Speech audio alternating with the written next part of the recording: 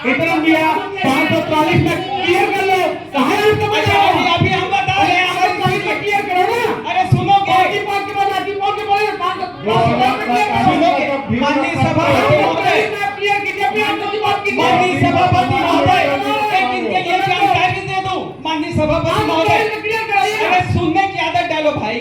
और सभापति तो भैया 540 से आप अरे सुन लो, ज्ञान बढ़ जाएगा, सुन लो ज्ञान बढ़ जाएगा। बात तक क्या नहीं चाहिए, बात तक क्या नहीं चाहिए, बात तक क्या नहीं चाहिए। माननीय सभापति महोदय, कहावत है ना कि अकल कगरी छलक जाए। इनको ये नहीं पता है कि लोकसभा में अनुच्छेद 330A के तहत और आरक्षण लाया जाता है और राज्यसभा में अनुच्छेद 332A के तहत आरक्षण लाया जाता है। और ये आरक्षण कब लाया जाएगा? जब अनुच्छेद 334A और ये लिखा है कि जनगणना और परिसीमन के बाद ही लाया जाएगा। आपको नियम कानून का पता है नहीं और केवल कुछ भी बगे पड़े हो। भगवान की वही बात है कि सब गणना करवा दो तो नहीं बात करना। अरे नेता प्रतिपक्ष जी, पहले गणना करवा दो, जाति राज्य गणना करवा दो, इसके बाद करिए ना। पहले ज्ञान बढ़ा लो, मेरी बात सुन लो। अरे ज्ञान मार्ता क्या नहीं चाहिए, ज्ञान तो कांग्रेस शासन का बिल्कुल नहीं है। अरे तो कहाँ से जब नियम, अच्छा बाबा साहब के संविधान को मानते हो कि नहीं? आप लोग मानते हो ना? उस संविधान में लिखा है कि अनुच्छेद 334A तभी पारित होगा जब जनगणना और परिसीमन के आधार पे किया जाएगा।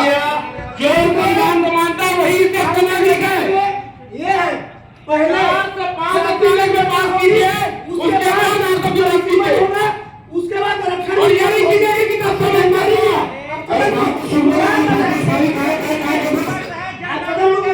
खड़े हैं और आप मन के विरोध करे पर हम काला कपड़ा पहन के आए हैं। आज सभापति महोदय,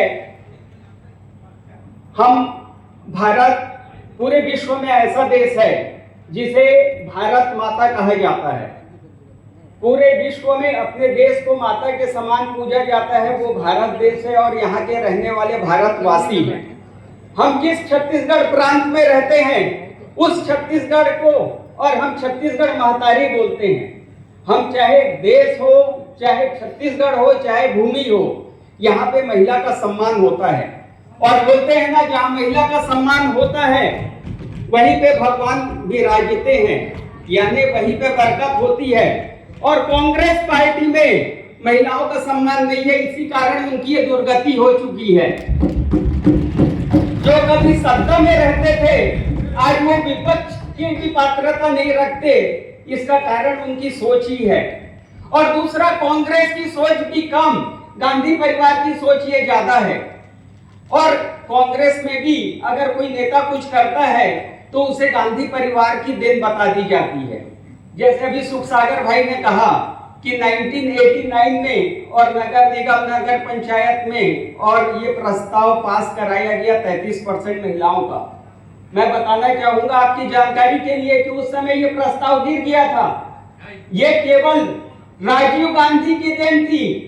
1991 में जब पीवी नरसिम्हा राव जी प्रधानमंत्री थे उस समय ये प्रस्ताव पारित हुआ और उसको हमारे विपक्ष के उस समय नेता अटल बिहारी वाजपेयी जी ने खुला समर्थन दिया, तब जाके ये प्रस्ताव पारित हुआ। आप अध्ययन करिए, आप कृपया करके उन्हें उंगली दिखा के बात न करें।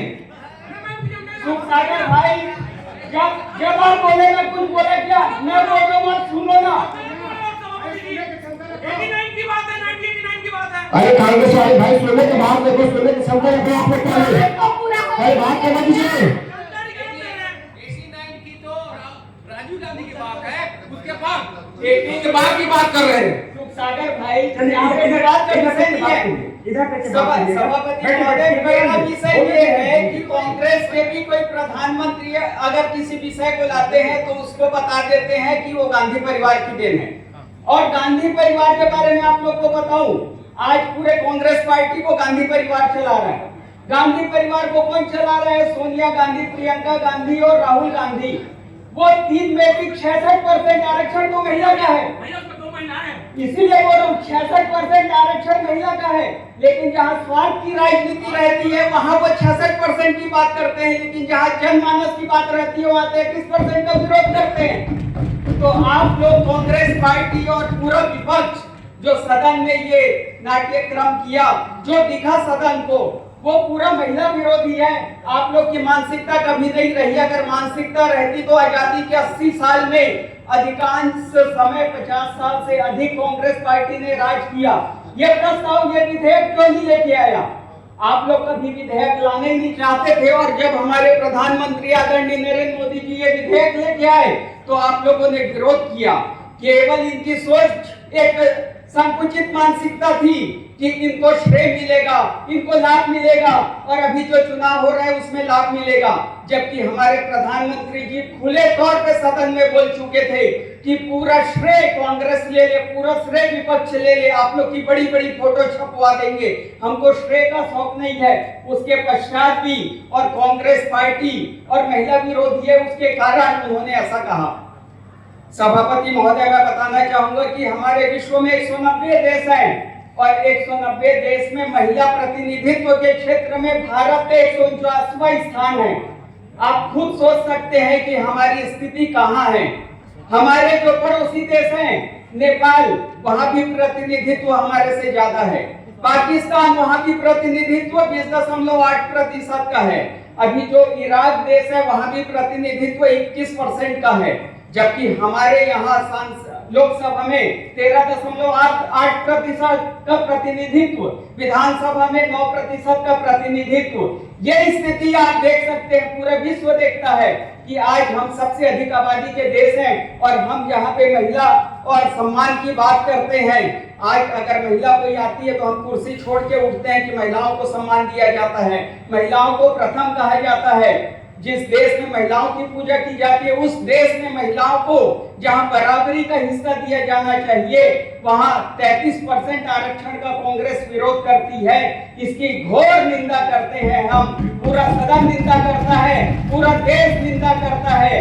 और ये महिला विरोधी पार्टी जो अभी आपकी विपक्ष में 40 सीट से कम में आ चुके हैं, आने वाले दिनों में और आपको 4 सीट भी सोचनी पड़ेगी।